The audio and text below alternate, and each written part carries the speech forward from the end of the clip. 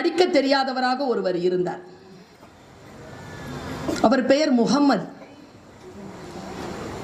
நபிகள் நாயகம் முகம்மது ஸல்லல்லாஹு அலைஹி வஸல்லம் அவர்கள் இன்று மரியாதையோடு பல கோடி பேர் தன்னுடைய இனத்தின் தன்னுடைய மதத்திற்கான தூதுவராக இருக்கக்கூடியவர் என்று கொண்டாடுகின்ற அந்த மனிதருக்கு படிக்க தெரியாது. அஜமி. இறைவன் முதலில் அவரை சந்திக்கின்ற பொழுது சொல்லப்பட்ட முதல் சொல் என்ன தெரியுமா? ஓதுவீராக, இக்ரா, வாசி. எனக்கு தெரியாது, வாசி. வாசித்தால்தான், ஓதினால்தான், அறிந்தால்தான் உன்னால் உலக மக்களுக்கு முன்னுதாரணமாக வாழ முடியும் என்று இறை முடிவு செய்த காரணத்தினால் அஜமியாக இருந்த ஒரு மனிதரை மிகப்பெரிய ஞானியாக இறைவன் உயர்த்தினான் என்று இஸ்லாமிய மதம் சொல்கிறது. நான் இப்படி யோசிச்சு பார்க்கிறேன். இந்து மத கடவுளர்கள் இருக்காங்கல்ல, அந்த கடவுள் இன்றைக்கு Krishna Jayanthi. I admire Lord Krishna. Happy birthday to Lord Krishna. Krishna ஜெயந்தியில் உங்கள் அத்துணை பேருக்கும் என்னுடைய வாழ்த்துக்களை இன்றைக்கு நான் தெரிவித்துக் கொள்கிறேன். நான் ரொம்ப வியந்து பார்க்கிற அந்த இந்து மத தத்துவங்களில் ஓவியங்களை நான் பார்த்து கொண்டே இருந்தேன். என்னுடைய நண்பர் ஒருவர் கடவுளர்களுடைய ஓவியங்களை எனக்கு கொண்டு வந்து காட்டினார். யார் வரைந்த ஓவியம் என்று பார்த்தால் ரவி வர்மா வரைந்த ஓவியம். ரொம்ப பியூட்டிஃபுல்லா வரைஞ்சிருப்பார் ரவி வர்மா. பார்த்தவர்கள் பாக்கியசாலிகள். அதுல லக்ஷ்மியை வரைஞ்சிருப்பார். ஒரு நல்ல அழகான பிங்க் கலர். அது லக்ஷ்மி பிங்க்னு சொல்லுவாங்க, ராணி பிங்க்னு சொல்லுவாங்க. அழகான பிங்க் கலர்ல அந்த சாரி கட்டிக்கிட்டு ஒரு தாமரை பூல பிங்க் கலர்ல இருக்கும்.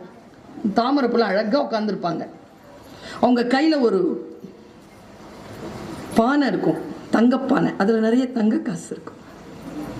அது அப்படி இப்போ நீ கேட்டா கொடுத்துருவேங்கிற மாதிரி நம்மளை நோக்கி அப்படி இருக்கும். அது சரின்னு போய் சரஸ்வதியினுடைய ஓவியத்தை பார்த்தேன். இந்த அம்மா நல்லா பத்மாசனம் போட்டுட்டு கையில நல்லா அந்த குடத்தை வச்சுட்டு அழகா உட்கார்ந்து இருக்குதா. சரஸ்வதியை பார்த்தா கையில வீணை வச்சுட்டு உட்கார்ந்துருக்கு. ஆனா அது பத்மாசனத்தில் உட்காரவில்லை. செல்வம் படைத்தவர்கள் பத்மாசனத்தில் இப்படி உட்கார்ந்திருக்க, கல்விக்கு அதிபதியான சரஸ்வதி தன் கால் மேல் கால் போட்டுக்கொண்டு அப்படி வீணை வச்சுட்டு உட்கார்ந்துருக்க. இப்போ புரியுதா துட்டுக்காரனா இருக்கிறத விட ஏன் படிக்கணும்னு? சுயமரியாதையா இருக்கலாம், கால் மேலே கால் போட்டுக்கொண்டு உட்காரலாம். இன்னொரு ஒரு விஷயம் சொல்றேன். லக்ஷ்மி மேடம் என்ன பண்ணிருக்காங்க, நேரா தன்னுடைய ஹஸ்பண்ட் விஷ்ணு, பகவான் விஷ்ணு கிட்ட போய் எல்லாருமே உங்ககிட்ட தான் வேண்டுறாங்க, என் கிட்டையும் வேண்டனா நானும் ஏதாவது கொடுக்கறதுக்கு ஏதாவது ஒரு வரம் கொடுங்க அப்படின்னு கேட்டிருக்காங்க. Husband was so pleased. Okay போ, உன்னை நினைத்து யார் வேண்டினாலும் அவர்கள் வீட்டில் செல்வம் நிறையும், போ, உனக்கு இந்த வரம் தந்தேன். தந்துட்டு யோசிச்சாராம் கடவுள், எல்லாத்தையும் இவங்களேன்னு கொடுத்துட்டாங்கன்னா நமக்கு ஒரு பைலா எழுதினார் கீழே. இந்த பாரு லக்ஷ்மி, நீ யாருக்கு வேணாலும் எவ்வளவு வேணாலும் செல்வம் கொடுக்கலாம், ஆனா நான் நினைச்சா அதை திரும்பி வாங்கிடுவேன், ஓகேவா அப்படின்னு ஒரு பைலா போட்டார். இது காதுக்கு கிடைச்சிருச்சு சரஸ்வதிக்கு. நேரா தன்னுடைய ஹஸ்பண்ட் கிட்ட போனாங்க பிரம்மா.